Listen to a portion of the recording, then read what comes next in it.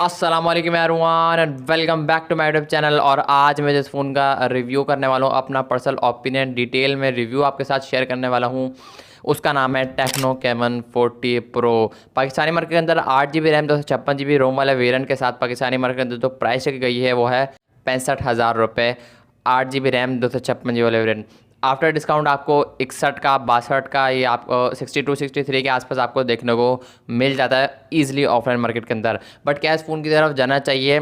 इस वीडियो को देखने के बाद आप ये क्लियर आंसर दे पाओगे, बिकॉज मैं आपको आज की इस वीडियो में क्लियर आंसर प्रोवाइड करने वाला हूँ। क्या इस फ़ोन की तरफ जाना चाहिए या फिर इसको स्किप करना चाहिए, और अगर तो जाना चाहिए तो किस वजूहत के बिना पर जाना चाहिए, मतलब किस यूज़ के बेस्ड पर जाना चाहिए। मेक श्योर अगर तो आप इस फ़ोन को लेने की सोच रहे हो, फिर इस फ़ोन की तरफ जाने की सोच रहे हो, तो इस वीडियो को एंड तक लाजमी देखना। 5 से 10 मिनट की ये वीडियो होगी। इस वीडियो को लास्ट तक डेफिनेटली वॉच करना। आपको काफ़ी सारी चीज़ें ऐसी जो कि आज इस वीडियो में पता लगने वाली हैं। लोग क्या करते हैं, सिर्फ अनबॉक्सिंग देखकर फ़ोन को परचेस करने चले जाते हैं, रिव्यू देख कर नहीं जाते। भाई इस वीडियो को देख लो, क्लियर कट आंसर मैं आपको दूंगा डिटेल में। सो मेक श्योर वीडियो को देखना। पसंद है तो लाइक करके चैनल को लाजमी सब्सक्राइब करना। हम बढ़ते हैं जब तक वीडियो की तरफ और बात करते हैं इस फ़ोन के बारे में। भाई इस फ़ोन की सबसे अच्छी बात मुझे ये लगी, ये स्मार्टफोन IP68-69 की रेटिंग भी लेकर आता है। 2 मीटर तक की गहराई में कंपनी ये क्लेम करती है कि ये स्मार्टफोन 30 मिनट तक सर्वाइव कर सकता है। 2 मीटर की गहराई में 30 मिनट तक। तो अगर आप एक व्लॉगिंग के लिए स्मार्टफोन लेना चाह रहे हो तो आगे चल के मैं आपको मजीद बताता हूँ कैमराज वाली साइड की तरफ चल के, बिकॉज काफ़ी अच्छे काफ़ी शॉकिंग रिजल्ट्स आपको मुझे देखने को मिले, जो कि मैं आपके साथ शेयर करूँगा। बैक डिज़ाइन की बात करूँ, भाई बैक डिज़ाइन यहाँ पर डुअल टोन पैटर्न के साथ आता है। डुअल टोन मीन्स के कलर के साथ आता है। लाइक जो कैमरा बम का जो लेआउट है ये अलग से डिज़ाइन किया गया है, और इसका जो कलर है ना, कैमरा लेंस के जो बैकग्राउंड में कलर दिया गया है, लाइक पूरा पैटर्न ही अलग कर दिया गया है। और 80-90% जो मेन है वो ग्रीन वाला कलर है, या फिर आप जो कोई सा भी कलर लेते हो, मेन जो कलर है वो ज़्यादातर 90% वही कलर होगा। और जो कैमरा लेआउट का जो डिज़ाइन है बस वो थोड़ा सा अलग कलर में दिए, और थोड़ा सा मतलब ऊपरी ऊपरी साइड दिए। लाइक अगर आपको फ़ोन को टेबल के ऊपर रखोगे तो थोड़ा बहुत आपको इस तरह की फील आएगी। नो डाउट भाई बैक डिज़ाइन बेहतरीन, एक यूनिक, एक काफ़ी अच्छी सिंपल लुक प्रोवाइड कर रहा है। मैंने आज से पहले ऐसा डिज़ाइन कभी नहीं देखा लिटरली, टू बी ऑनेस्ट अगर बात करूँ। बैक प्लास्टिक की है, ये स्मार्टफोन के वेट से अंदाज़ा हुआ है 180 ग्राम के आसपास जो कि इसका वेट है। और साइड फ्रेम भी प्लास्टिक के, और साइड फ्रेम के जो इन हैंड फील है ना, ड्यू टू एक कर्व डिस्प्ले में आता है, बैक से भी कर्व है और फ्रंट से भी कर्व है, तो इस वजह से इसकी इन हैंड फील नोट भाई ग्रिप काफ़ी बेहतरीन आती है। और इसके साइड पे उल्टे हाथ के ऊपर एक्शन बटन भी आपको देखने को मिलता है। एक ऑरेंज कलर का बटन है जो कि आईफोन्स के अंदर एप्पल के फ़ोन के अंदर एक्शन बटन कहा जाता है। तो इसका काम यही होगा कि भाई आप इसको सेटिंग्स में जाकर अपने हिसाब से कस्टमाइज़ कर सकते हो कि बटन को एक बार दबाने पर, 2 बार दबाने पर कैमरा खुल जाए, फ्लैश लाइट खुल जाए, या फिर कोई ऐप खुल जाए। इस तरह के आप इसको कस्टमाइज़ कर सकते हो। Let's talking about display. Front पे 6.78 इंचज़ का एक कर्व्ड एमोलेड डिस्प्ले है, और ये काफ़ी बेहतरीन डिस्प्ले है। फुल HD+ की रेजोल्यूशन है, 120 हर्ट्ज़ का हायर रिफ्रेश रेट आपको देखने को मिलता है। और ड्यूरेबल ये स्मार्टफोन भाई काफ़ी ज़्यादा होने वाला है, बिकॉज यहाँ पर गोरिल्ला ग्लास 7i की प्रोटेक्शन देखने को मिलती है। और तो और यहाँ पर ऑलवेज ऑन डिस्प्ले देखने को मिलता है, जो कि अनफॉर्चुनेटली 10 सेकंड वाला है, 24 आवर वाला बिल्कुल नहीं है। आजकल लोग ज़्यादा ये प्रेफर करने के यार ऑलवेज ऑन डिस्प्ले में 24 आवर वाला मिले। तो भाई यहाँ पर ये सीन नहीं है। विजिबिलिटी को लेकर भाई कोई इशू आपको देखने को मिलेगा। डायरेक्ट अगर आप सनलाइट में भी स्मार्टफोन को यूज़ करोगे तो डेफिनेटली आपको देखने को नहीं मिलेगा। इस स्मार्टफोन जो कलर्स है वो काफ़ी पंची हैं, काफ़ी अट्रैक्टिव हैं, शार्प कलर हैं। कहने का मकसद ये है जो पर्सनली मुझे काफ़ी ज़्यादा अट्रैक्ट करे हैं। यूट्यूब पर आप अप टू 2K मतलब 2K तक मैक्सिमम वीडियो को वॉच कर सकते हो, कंटेंट को देख सकते हो। तो ये चीज़ें मुझे पर्सनली काफ़ी पसंद आई। कोई हैक, कोई लैग देखने को नहीं मिलता है स्क्रॉलिंग या फिर ब्राउजिंग के दौरान। ओवरऑल नो डाउट भाई काफ़ी बेहतरीन है। UFS 2.2 की स्टोरेज आपको देखने को मिलती है, 3.1 दे तो और अच्छी बात होती है। ये स्मार्टफोन एंड्रॉइड 15 के साथ आया है, और iOS 15 है, और 2 साल की एंड्रॉइड और सिक्योरिटी, मतलब कि मेजर और सिक्योरिटी अपडेट आपको देखने को मिलेंगी। एंड्रॉइड 15 पे आया तो 17 तक जाने के 100% चांस है, कंपनी ये क्लेम करती है। बाकी आने वाले टाइम में पता चलेगा कि कितने फीचर स्मार्टफोन के अंदर आते हैं। AI फीचर्स भी डाले हैं, जैसे कि सर्कल टू सर्च वाला ऑप्शन है, AI जेमिनी वाला ऑप्शन है, और कॉपी राइटिंग मतलब स्केच वाला, ये सब चीज़ें आपको देखने को मिलती हैं। आजकल कंपनी मेरा ख्याल है AI को लेकर काफ़ी सीरियस हो रही है। जैसे कि रेडमी वाले हैं, रिसेंटली कोई सीरीज़ लॉन्च करी थी, मुझे याद नहीं, आई थिंक तो रेडमी नहीं, ओप्पो रेनो 13 सीरीज़ लॉन्च हुई थी, 13 है 5G, 13 है 4G, उसमें भी काफ़ी सारे AI फीचर्स थे। टेक्नो ने भी काफ़ी बेहतरीन काम किए इस फ़ोन के अंदर एक फीचर डाले हैं, इस न सिर्फ इस फ़ोन के अंदर बल्कि पूरी सीरीज़ के अंदर टेक्नो कैमन 40 जितने भी फ़ोन हैं, लेकिन मैं स्पेसिफिकली अभी इस फ़ोन की बात कर रहा हूँ। और यहाँ पर आपको AI वॉलपेपर्स का भी सपोर्ट देखने को मिलता है। लाइक आप AI के ज़रिए वॉलपेपर्स लगाकर वॉलपेपर्स क्रिएट कर कर अपने फ़ोन के अंदर लगा सकते हो, सेट कर सकते हो।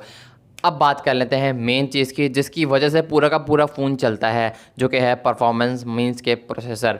यहाँ पर मीडियाटेक की तरफ से आने वाला Helio G100 अल्टीमेट लगाया जाएगा, जो कि 6 नैनोमीटर आर्किटेक्चर पर बेस करता है।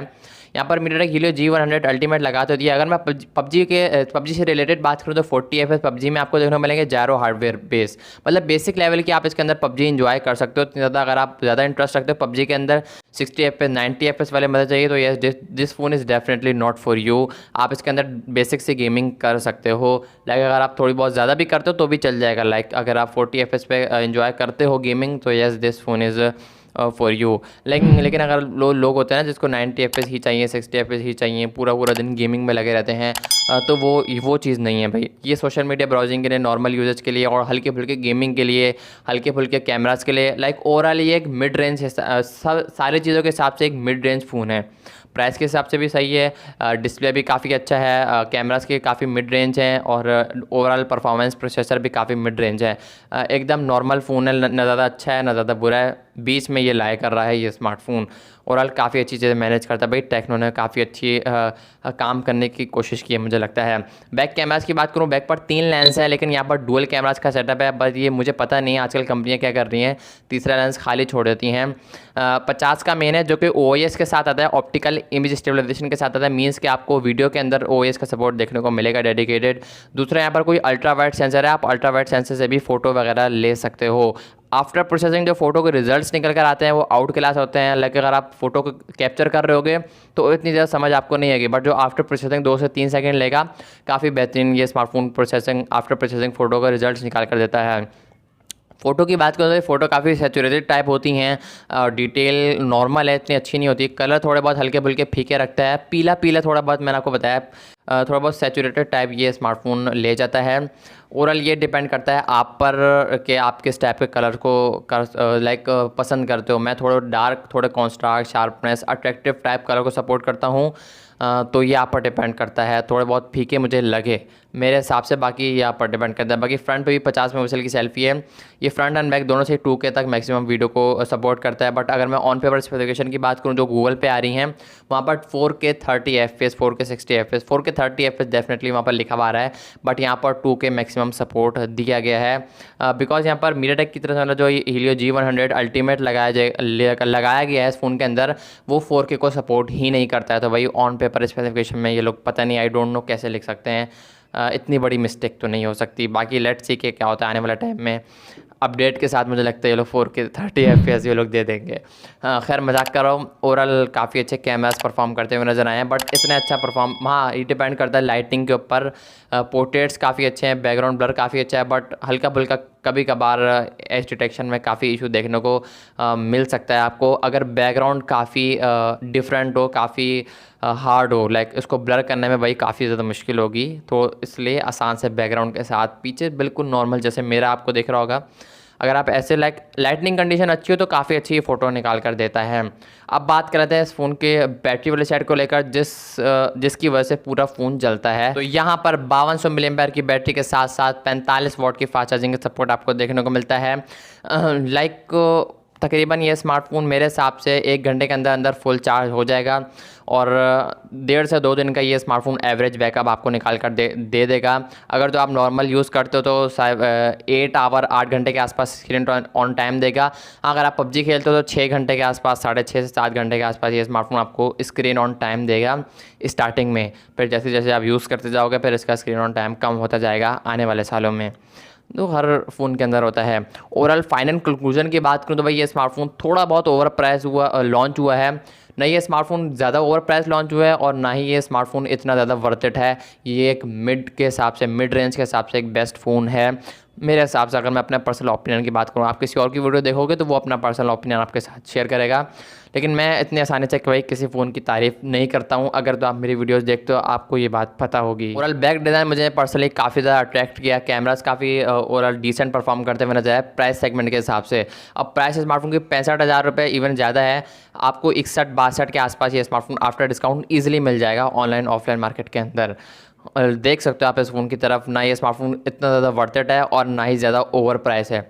वर्थ इट और ओवर प्राइस के दरमियान में ये स्मार्टफोन लाई कर रहा है। लाइक नॉर्मल ये डिवाइस है, प्राइस अगर मैं कंपेयर करूँ, अगर ये स्मार्टफोन आने वाले टाइम में प्राइस का लगता है तो यस ये एक बेस्ट ऑप्शन हो सकता है। आई होप कि आपको आज के वीडियो पसंद, तो वीडियो को लाइक कर चैनल को लाजमी सब्सक्राइब करना। मैं मिलूंगा आप लोग नेक्स्ट वीडियो में किसी और फ़ोन के रिव्यू के साथ, किसी और अपकमिंग फ़ोन के साथ। तब तक के लिए अल्लाह हाफिज़।